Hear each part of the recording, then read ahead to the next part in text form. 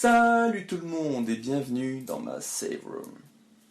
Pour ce quatrième épisode de Bienvenue dans ma save room, je vais vous parler du Super Mario 64, un peu de la version 64, mais plus de la version DS. Même si les jeux se ressemblent beaucoup, il y a quand même plus de choses dans la version 64 DS.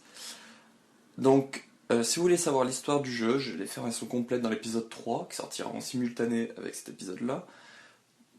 Donc, je vous laisse aller la voir, puis revenir si vous voulez savoir l'histoire, si vous ne la connaissez pas, mais je la raconte en entière, donc début, moitié, fin. C'est parti.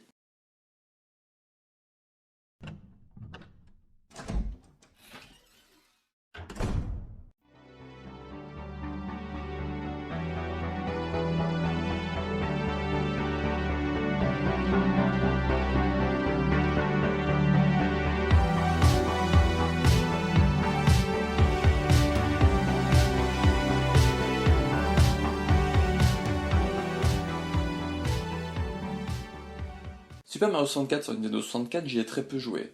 Alors pour commencer, la manette de Nintendo 64, j'ai jamais compris comment elle fonctionnait. Du moins, je sais que c'est une manette, mais je veux dire, pour la prendre, il y a deux manches comme ça, et il y en a un au centre avec le joystick. C'était...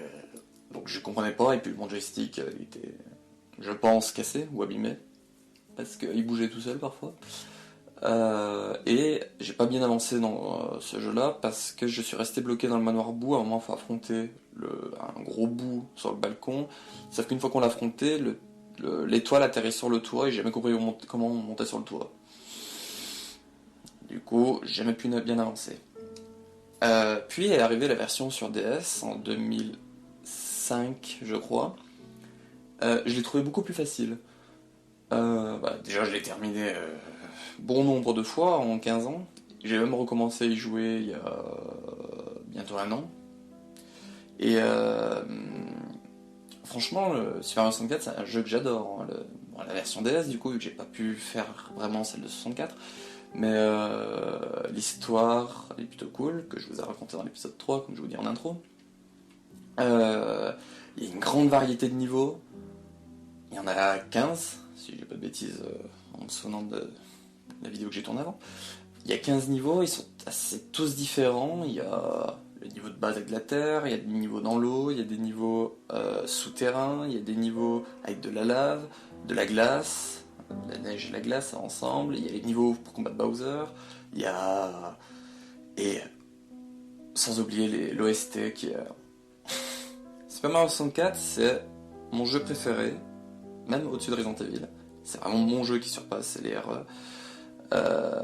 Et ce qui fait qu'il a cette place, c'est surtout, du moins tout le jeu, mais le gros point positif, c'est l'OST. Les musiques de Super Mario 64, je les adore. Il n'y en a aucune que j'ai envie de passer, que j'ai envie de louper, elles sont toutes... Et la meilleure que j'ai jamais écoutée, c'est Dear Dogs, je crois que c'est celle dans les niveaux aquatiques. Elle est apaisante, c'est une pure beauté. Niveau ennemi, dans Mario 64, les Koopaziens sont plutôt bien représentés. Donc les Koopaziens, c'est l'armée de Bowser. Ça va du Goomba, des Bobombes. On a des boss, beaucoup de boss. Le roi Bobombe. On a des trucs qui tournent et qui nous jettent, j'ai oublié leur nom. On a les araignées. Oui, araignées. Les Amps, donc ces petites boules électriques. On a, je crois que c'est Siroc, les deux mains qui nous mettent des coups de poing, momies. On a les vautours qui sont, eux, c'est vraiment les ennemis les plus... Ils sont vraiment casse-bonbons. Et surtout, un gros point positif comparé à la version 64, c'est que là on peut prendre 4 personnages. Donc on commence avec Yoshi, ensuite on débloque Mario, ensuite Luigi et enfin Wario. Bon, si vous traînez un peu sur le net, il y a une époque, il y en a qui disaient qu'il y avait Waluigi dedans. Donc moi quand j'étais gamin j'y croyais trop, je voulais le débloquer et tout, mais il y est pas, bien évidemment. Donc jouer Wario c'est quand même classe quoi. Et puis chaque personnage a leur pouvoir. Mario, s'il prend la fleur de pouvoir, je crois que c'est, il peut gonfler et il devient un espèce de ballon de baudruche. Luigi devient invincible. Yoshi, crache du feu et Wario devient Metal Wario. Et chacun, on peut utiliser leur pouvoir pour accéder à des endroits pour débloquer des étoiles de puissance. Et ça, franchement, j'ai trouvé ça super cool, quoi. C'est... Autant les Mario Bros, j'aime bien, mais les Mario 64, c'est pas vraiment un monde ouvert, mais une fois que tu es à un niveau, tu es libre de faire ce que tu veux. C'est pas une ligne droite ou que tu suis bêtement, quoi. Tu peux te promener, tu peux débloquer d'autres étoiles sans avoir fait la première. T'es vraiment libre, quoi, quand t'es dans le jeu.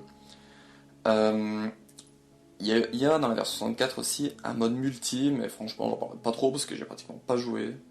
D'une, parce que j'avais personne pour y jouer, mais aussi parce que c'est un mode en fait où on est 4 Yoshi maximum, c'est un jeu à 4. Chaque Yoshi d'une couleur différente, il faut ramasser des étoiles. Rien de folichon, mais ces étoiles-là, j'ai pas trop joué à ce mode multi. J'aurais préféré plus un mode multi où tu fais un niveau, tu dois t'aider avec tes amis pour récupérer les étoiles. Alors là, c'est un jeu, on va dire, en compétition, c'est celui qui ramasse le plus. Et ça, j'ai jamais aimé les jeux en compétition, c'est pas du tout mon kiff, hein. Et nous avons aussi des mini-jeux qui se débloquent. Il y en a de base, mais il y en a deux qui se débloquent en attrapant des petits lapins qui courent dans le château.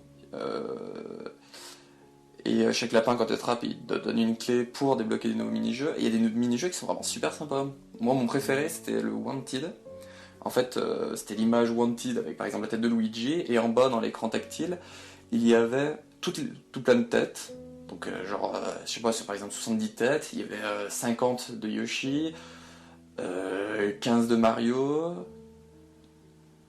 4 de Wario et une Luigi. Il faut trouver la seule tête qui est recherchée, donc celle de Luigi par exemple, qui est cachée dans le lot des 70 têtes. Bon, je sais pas si c'est en 70, je sais pas si mon calcul est bon, c'est pour vous illustrer. Mais sinon, après, il y a d'autres jeux, il y a par exemple des jeux de cartes. Bon, ça, j'ai jamais compris, j'ai jamais été jeu de cartes non plus. Il y a un jeu où c'est avec les fleurs, où il faut enlever les pétales elles m'aiment pas, un peu, beaucoup, passionnément. Ça aussi, c'est un peu du pif. Il y a un jeu Wario où il y a des pièces qui tombent, il faut récupérer le plus de pièces en appuyant sur le pavé tactile avec sur des briques. Donc le pavé tactile est assez utile dans Mario 64, j'aime pas trop parler. Euh, mais là, pour vraiment terminer, ce jeu, ça a vraiment été une grande inspiration sur ma période fan de Mario, parce que j'étais fan de Mario avant Resident Evil. Tout ce que je faisais, il y avait des bases de Mario 64. Quand j'ai commencé à collectionner les figurines, je voulais ces personnages-là. Donc Mario, Luigi, Wario, Yoshi, Peach et Bowser. Puis des découpasiens. Quand j'étais gamin, j'aimais beaucoup écrire et mes histoires se basaient beaucoup sur Mario et Sonic, parce que j'étais fan aussi de Sonic. Et franchement, Mario 64, c'était vraiment une grande source d'inspiration pour mon moi petit. Donc voilà, c'est terminé pour ce 4e épisode de Bienvenue dans ma save room. N'hésitez pas à donner votre avis sur ce que je pourrais améliorer ou changer.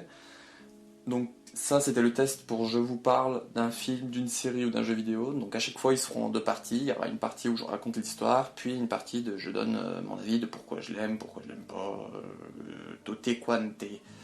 Donc on se retrouve pour une prochaine vidéo et ciao.